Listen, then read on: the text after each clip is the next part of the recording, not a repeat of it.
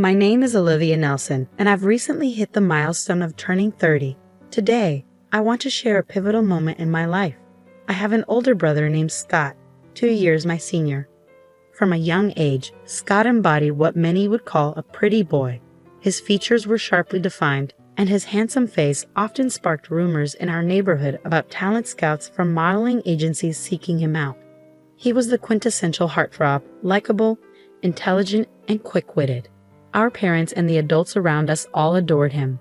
On the flip side, I seemed to be the odd one out in our family, always carrying a bit of extra weight.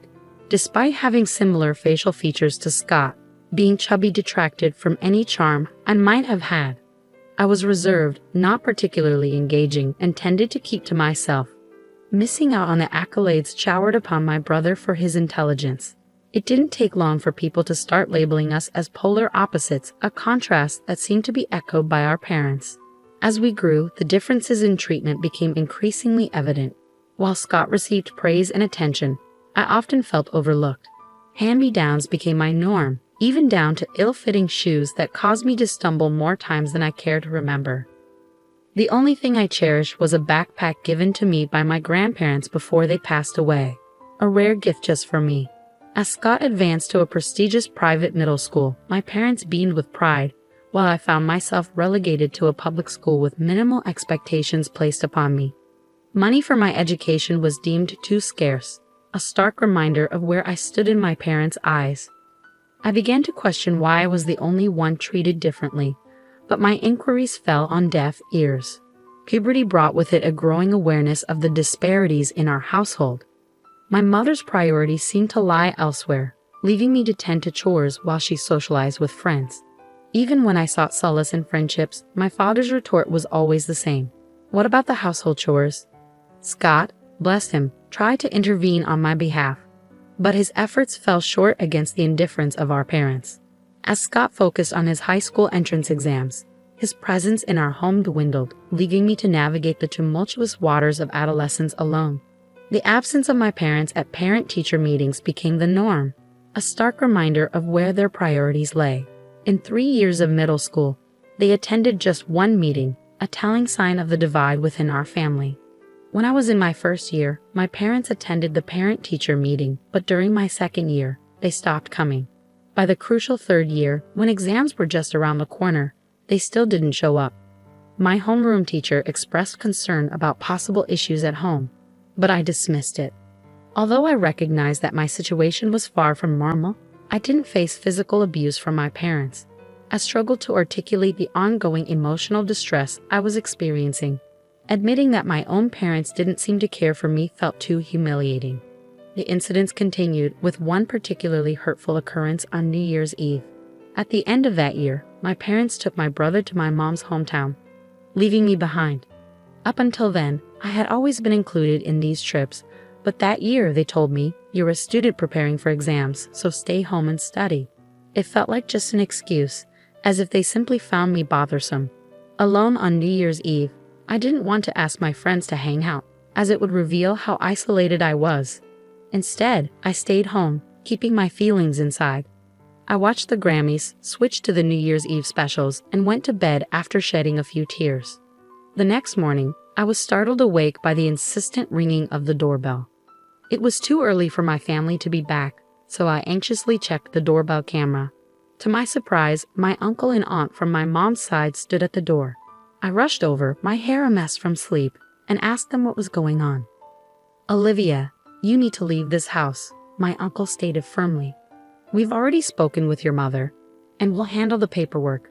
Don't worry." I was stunned by his abruptness and struggled to process what he was saying. "Wait, what do you mean?"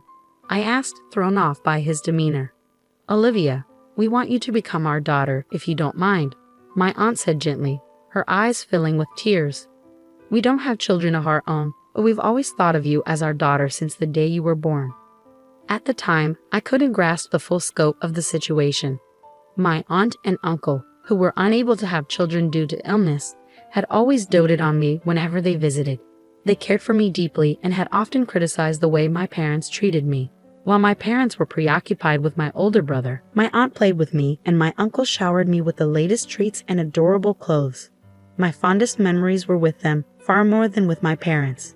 My uncle, who had just come from speaking with my parents, began by saying, "Your parents have no intention of letting you go to high school. They plan for you to start working at 16 to help fund Scott's college education. We can't ignore this, Olivia. You have the right to an education and a chance to pursue your own dreams." I was shocked and hurt by the revelation that my parents were willing to sacrifice my future for my brother's benefit.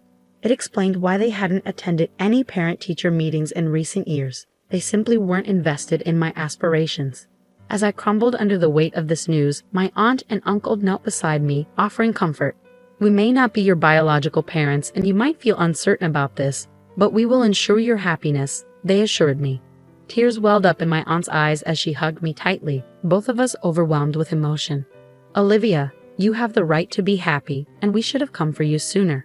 If you're okay with it, we want you to become our daughter," my uncle added, his gaze intense and earnest. As I listened to their heartfelt words, I realized this was the first time I had ever felt truly wanted by adults. Though I was just over 10 years old, I knew what I needed to choose for my own future. I made the decision to officially become their adopted daughter. Fast forward 10 years since they welcomed me into their home, my aunt and uncle have poured boundless love upon me and filled my life with countless joyful experiences. My aunt delighted in selecting clothes for me, treating me to shopping sprees on holidays, while my uncle, who had always longed for father-daughter bonding, saved a bottle of wine from the year I was born for my 21st birthday celebration. Together we embarked on memorable trips, with my uncle's childlike enthusiasm leading us to zoos and aquariums, even during my high school years. These moments were etched in my heart as irreplaceable treasures, experiences I never shared with my biological parents. Initially, I referred to them as aunt and uncle, but over time, they became my parents in every sense. Now, I address them as mom and dad. It was through them that I learned of the hurtful remarks my biological parents made when they visited, belittling my appearance and intelligence. Hearing this fueled my aunt and uncle's determination to provide me with the love and support I deserved. When my parents threatened to deny me a high school education, the idea of adoption surfaced, thanks to my aunt's sober intervention on New Year's Eve. I am forever indebted to my aunt, who rushed to my side that fateful night, and I am determined to repay my wonderful parents for their unwavering love and sacrifice.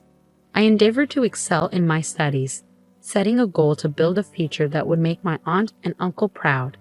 Despite the challenges I faced during my high school entrance exams, I persevered, driven by the desire to honor their kindness. Entering a prestigious public university was a significant achievement, but it was only the beginning of my journey to repay my parents' love. With dedication and hard work, I obtained a weather forecaster license during my college years and now proudly appear on television as a weather forecaster. Yet even as I pursue my dreams, my ultimate goal remains unchanged: to ensure my parents' comfort and happiness in the years to come. I wanted to make my aunt and uncle proud, so I dedicated myself to dieting and exercising. Now I've earned the nickname the Beautiful Weather Forecaster. Reflecting on my journey, I realize I always shared my brother's good looks and had the potential to be just as attractive. My aunt and uncle have always expressed pride in me, but now I feel I have truly become a daughter they can be genuinely proud of. I have so much gratitude to repay, and I'm determined to keep pushing myself to excel. Just as I was thinking about how much I've achieved, my biological parents suddenly appeared before me. "Olivia, you've grown so much. You've become such a fine young lady," they exclaimed, tears in their eyes as they embraced me. I was leaving the TV station to get into my car when this happened, and I was taken off guard. It had been so long since I'd seen them that I barely recognized them at first. "We were shocked to see you on TV. Scott said it was Olivia. We never expected you to become such a beautiful woman and a weather forecaster." "That's incredible," my father said, patting me on the shoulder as if I were still his daughter. "Yes, just as expected of our daughter. We are so proud," they continued. I couldn't hide my displeasure and glared at my parents, but they seemed unbothered by my reaction. "Since we're here, why don't we have a meal at the fancy restaurant just down the street? You must be earning a lot as a weather forecaster, right?" they continued. Their sudden reappearance felt intrusive, like they'd been waiting for me, and their suggestion of a meal at an upscale restaurant made it seem as though they were trying to freeload. I wouldn't allow them to take advantage of me. I needed to find a way to drive my parents away, to ensure they wouldn't want to intrude on my life again. As I pondered this, a plan began to form in my mind. Mom, Dad, it's great to see you.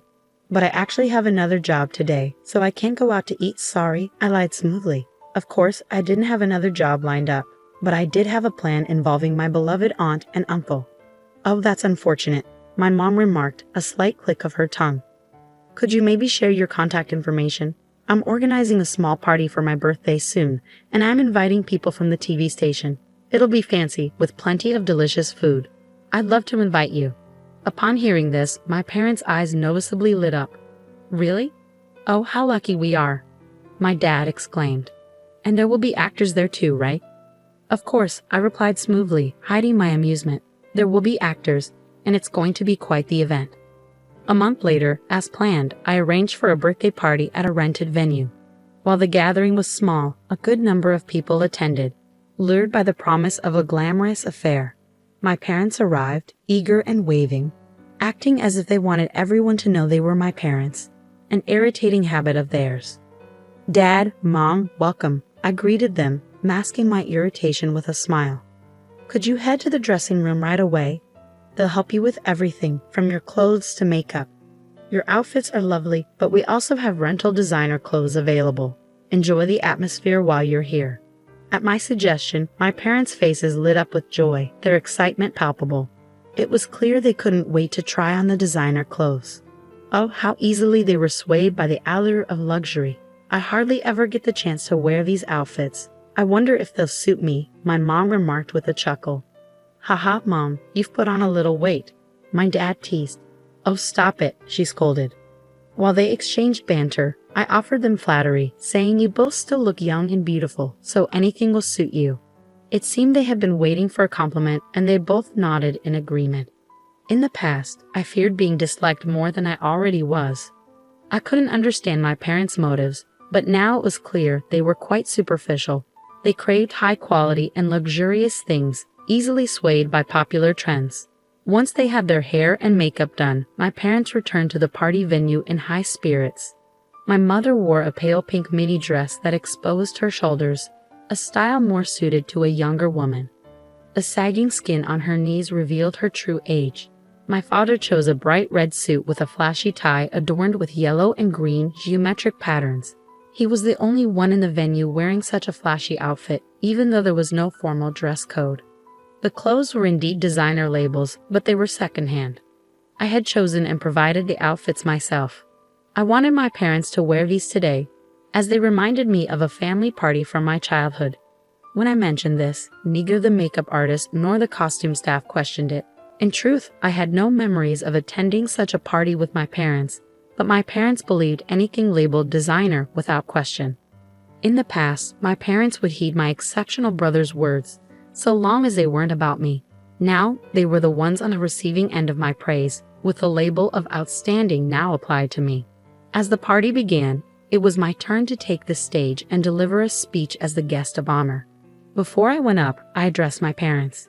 I have a message for both of you in my speech today, so please listen carefully, I said as I held their hands. They looked at me with surprise and asked, "What?" But their expressions remained happy as I ascended the stage. Thank you all for joining me at my birthday celebration today.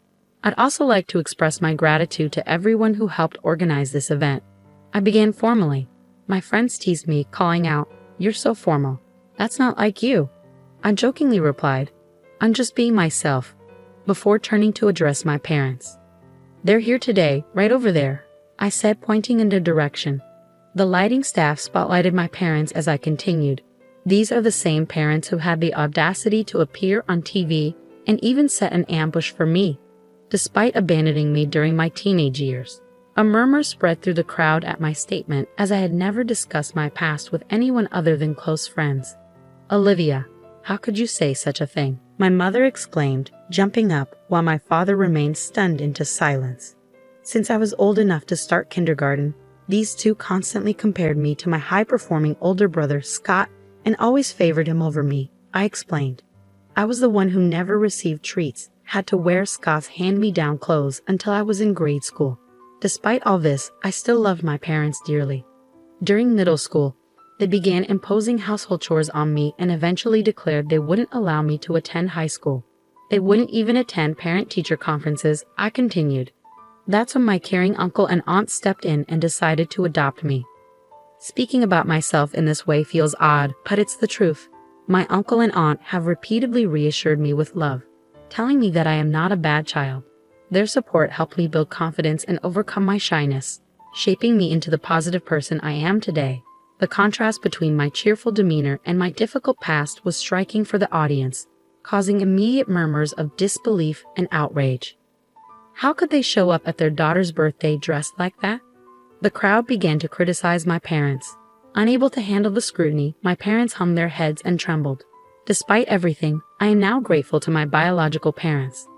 Their actions ultimately led me to find my true parents, my uncle and aunt, who enveloped me in the warmth of a loving family. My biological parents stared at me, expecting a turn in the story where they would be acknowledged as important. Instead, I offered them a quiet, smiling look. Mr. Treasure from the Daily Info, are you here? Could you make this story and the accompanying photos into an article? Consider it a birthday present for me. As I called out to my friend from the magazine, he had already started snapping pictures of my parents. Hey, stop it. Don't take pictures. My parents frantically tried to hide their faces. Even now, they couldn't face the consequences of their actions. You always made me do things I didn't want to do, even when I pleaded with you to stop, I shouted. You can't impose on others and expect to avoid consequences yourself. At my words, my mother's eyes welled up with tears. I'm sorry. If you publish this article, it will harm us, your mother and father. You wouldn't want that, would you, Olivia? I was astonished by their nerve. Did they really think I still considered them my parents? They had abandoned me, neglecting their duties as parents. My true parents are my uncle and aunt. They are the ones I see as my mother and father. I warned them never to interfere in my life again. As memories flooded back and my gratitude for my uncle and aunt swelled, tears streamed down my face. Seeing my emotional state, the attendees quickly escorted my biological parents out of the venue. This time, it was truly over. I had finally cut all ties with those individuals for good. Reflecting on my achievements and the support from my uncle and aunt, I shed a few more tears, feeling a sense of liberation and accomplishment. Following the incident, a magazine editor asked if I was okay with how things unfolded. I affirmed my decision, urging them to proceed with the story. The resulting article on my upbringing was picked up by various TV shows and quickly gained attention. Concerns about my image being tarnished were unfounded. Instead, the story painted me as a modern Cinderella making a dramatic turnaround, and my reputation soared. On the other hand, my biological parents, let's reluctantly call them that, faced severe repercussions after the story was published. They became outcasts in our community and eventually decided to move. Gossip spread to my father's workplace, forcing him to resign. My mother, who had been a homemaker, was now unemployed. My brother Scott kept me updated on their situation, revealing they were living off their savings. Though Scott had initially hoped we could live together again, he soon understood that staying with my adopted family was the right choice for me. Scott remained a constant source of support throughout my college years, helping guide me in my studies. He ultimately chose to sever all ties with our biological parents after my story was published, jokingly stating he might only see them again at their funeral. Knowing Scott, he might not even attend that. 5 years have since passed. I married Mr. Treasure, who was working at the magazine that published my story, and we now have a pair of twins, a boy and a girl. As a mother, I am dedicated to ensuring my children are treated equally and grow up in a happy, loving environment, just as my aunt and uncle did for me, and as Scott has always watched over me from afar. I want my children to grow up kind and gentle, like my own family. Besides raising my children, I am committed to repaying the kindness shown to me by my uncle and aunt. This year, I surprised them with a trip to Oregon for our wedding anniversary, which we enjoyed with my husband and children. My aunt and uncle often tell me, Olivia, you have your own family now. You don't have to do this. But for me, giving back is a source of joy, not obligation. Seeing their happy faces brings meaning to my life.